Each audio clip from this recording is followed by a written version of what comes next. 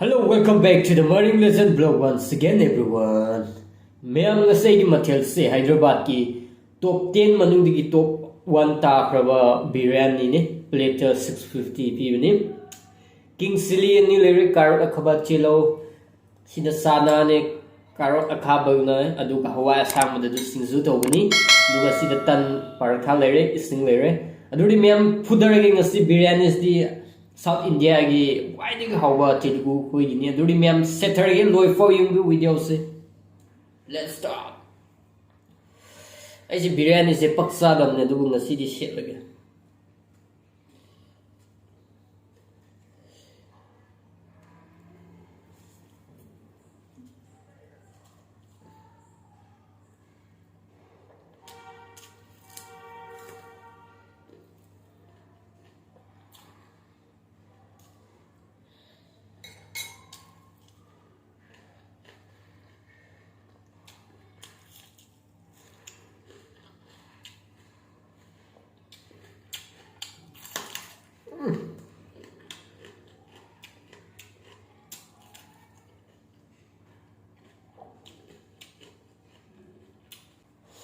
How are you,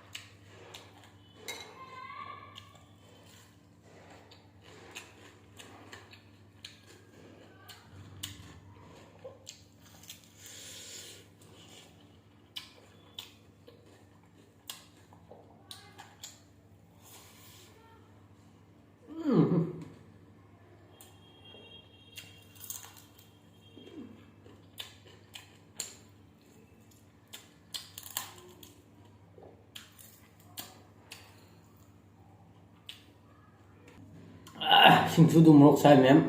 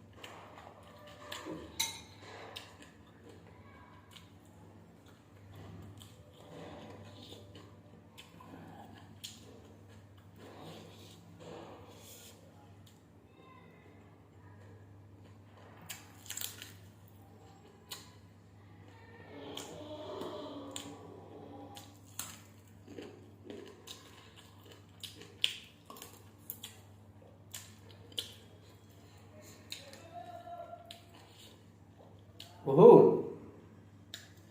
yerum yaum ni yerum lo to odri yerum lo to Miyam yerum si lerim yerum do ani hapne ba ama di thamre idu yerum pam de na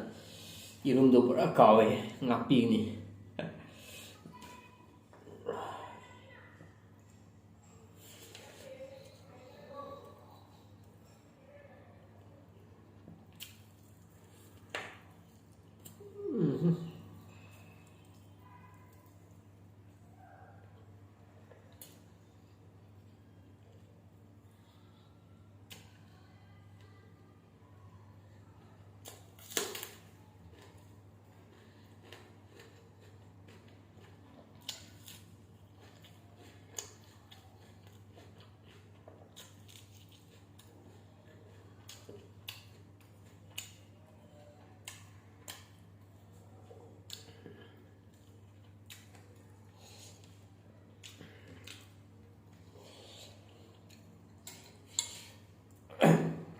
Singsu je mai tare morok ohum na met pani King Sili na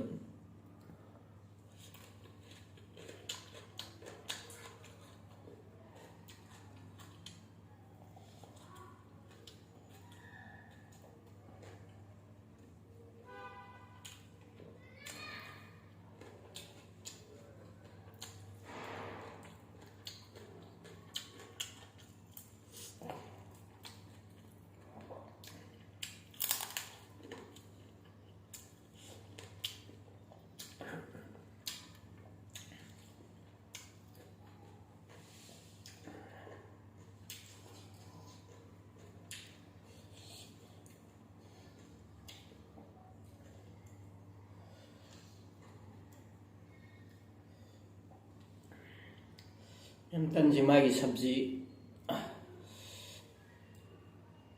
try ꯑꯝꯇꯪ ꯇꯧꯒꯦ ꯃꯌꯥꯝꯒꯤ ꯇꯟꯅꯦ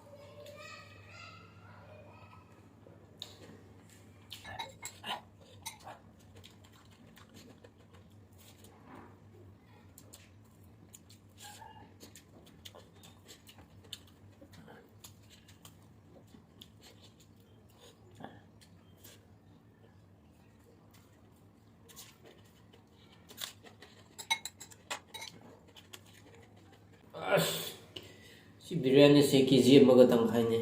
ꯆꯥꯕ ꯉꯝꯗ꯭ꯔꯦ ꯌꯥꯝꯗꯤ ꯌꯥꯝꯃꯦꯕ ꯕꯤꯔꯌꯥꯅꯤꯗꯤ ꯍꯣꯠ ꯑꯣꯏꯕꯒꯅ ꯌꯥꯝ ꯍꯥꯎꯋꯦ ꯏꯪꯈ꯭ꯔꯗꯤ ꯍꯥꯎꯇꯕꯅꯦ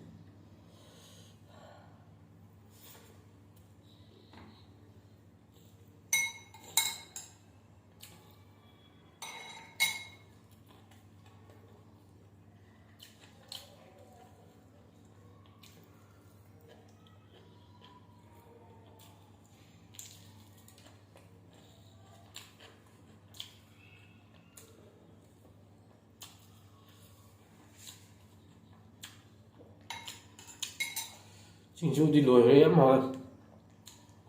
ꯍꯋꯥꯏꯖꯥꯔ ꯈꯔ ꯍꯥꯞꯄꯦ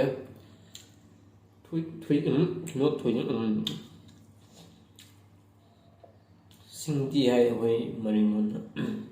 ꯃꯨꯊ꯭ꯔꯨꯕꯤ ꯈꯔ ꯍꯥꯞꯄꯦ ꯌꯥꯝ ꯍꯥꯎꯋꯦ ꯑꯗꯨ ꯃꯌꯥꯝ ꯑꯁꯤ ꯄꯤꯁ 2 ꯂꯦꯝꯈ꯭ꯔꯦ ꯈꯖꯤꯛꯇꯪ ꯂꯦꯝꯈ꯭ꯔꯦ ꯆꯥꯕ ꯉꯝꯗ꯭ꯔꯦ ꯃꯊꯪꯒꯤ video ꯊꯦꯡꯅꯁꯤ See you next video all my viewers